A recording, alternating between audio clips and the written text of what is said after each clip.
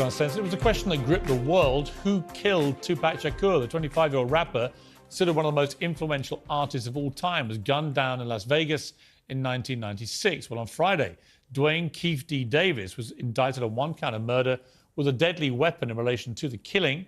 DJ Vlad, a major commentator in the hip-hop industry for years, admitted that police in Las Vegas asked him to help their investigation after he interviewed Keefe D for his own show. And DJ Vlad and you joins said me Tupac now. pulled out a gun. It looked like he was reaching, yeah. Yeah, it did. Okay. Yeah. Did you actually see a gun? No, shit. Once he got the reaching, I got the ducking. So someone from your car That's what happened. started shooting at Tupac and Shook. So Orlando shot across Dre? He leaned over on the window, we rolled down the window, popped. Who was it? They would drove on my side, I would have popped them. You know what I'm saying? But they was on the other side. Right. Well, DJ Vlad joins me now. DJ Vlad, thank you very much indeed for joining the show. Absolutely. Thank you for having me. I know you've studied this case for so long, and these interviews that you did with Keefe D, they've turned out to be extremely significant in this investigation, leading, in fact, to him being arrested and indicted. When you heard that news, how did you feel? Well, I mean, the goal wasn't really to get anyone arrested. It was really just to get the truth of the matter. The story about Orlando Anderson killing Tupac, I've known since around 2007. So it was essentially the worst kept secret in LA. Everyone knew about it, but there were no arrests, there was no convictions, there was no anything, there was no actual proof. So there was a lot of conspiracy theories around it. So around 2008, when I first heard the Keefe confession tapes that Greg Kading got, then I found out there was a book that was about to come out. I got a hold of Keefe D and his co-writer, and we scheduled an interview, and we just went from there. I mean, he appears to have incriminated himself in this interview, certainly the last one. Did you believe he was doing that as you interviewed him? Well, I think that he believed that he had a level of immunity when he did the proffer agreement. I think at the time he was saying that he had cancer, so maybe he didn't think he had much time to live. So he was just kind of letting it loose at that point. But, it was a little bit crazy that he actually sat down and we did everything. And when I asked him about it, sometimes he would try to dodge certain questions, but ultimately I used the book as a blueprint. So whenever a question wouldn't get answered, I said, well, the book said X, Y, and Z. And then at that point, he kind of went along with what was written in the book. It's been reported that you have resisted efforts by the police to hand over all the unedited tapes. Is that true? And if so, why? Yeah, it's true. I mean, ultimately, people that we have on our show, we don't turn around and cooperate against those same people with the police.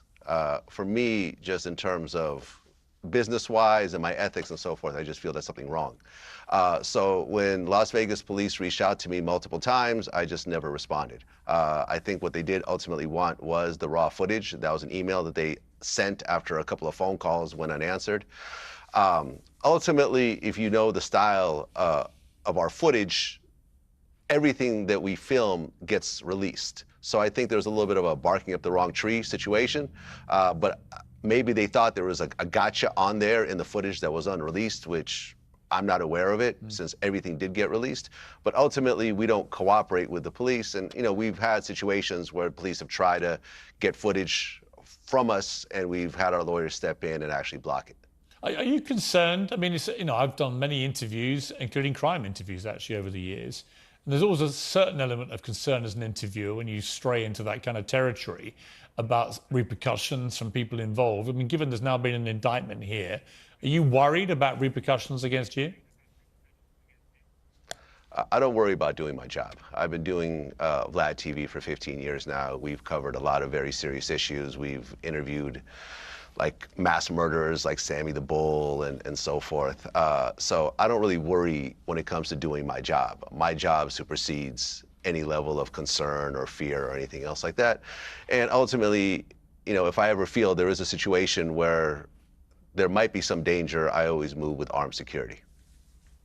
You famously a very big fan of Tupac, as of course millions of people were. and it remained one of the great mysteries about this. If it turns out that your interviews have helped lead to solving this mystery, will you feel a sense of closure for Tupac and his family? Well, I mean, for me, the closure came 4 years ago when I did the interview.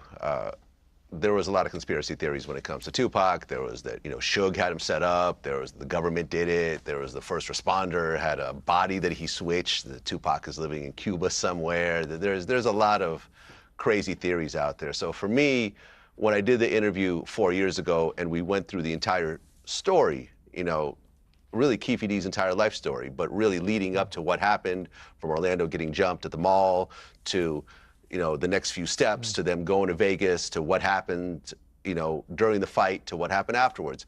That essentially told the story. Yeah. I've been saying for years that I solved the Tupac murder. Right. When it comes to the family, I've had various family members reach out through people to say they're very happy about it. But the thing about it is, I know people that were very close to Tupac's mother, Afeni Shakur, and they all told me that while she was alive, she did not care about the police solving this case. The Shakur family had a very, bad relationship with the police. Vlad, we've run out of time. Afeni was even pregnant. I'm really sorry. I'd love to have done more of this. Thank you very much for a great interview. I've been following you for a long time, and you're great at what you do, and I congratulate you on this. Thank you very much indeed.